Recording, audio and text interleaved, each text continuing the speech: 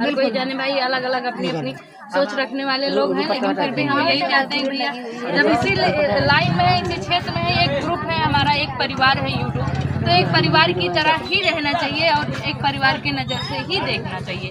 जहाँ मिले एक बार अहक और दिल से प्रेम से मिले, लगे कि हाँ कोई बहन और अपने बहन से मिल रही है, तो मुझे यही अच्छा लगता है और यही मैं चाहती भी हूँ। हमसे पहली बार मिलू केस लाग बहन है इनकी ना हे भाभी आई इनके चैनल हम रच के बोलता है निक लाग है जगह पे कारण चंदा भाभी ना ही कान के हम ना ही बोलम। हाँ जा जा ना ही रहे ला बहने के बेचारे की साड़ी छूट गई।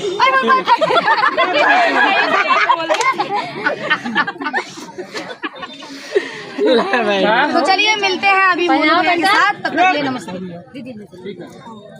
ये अभय भाई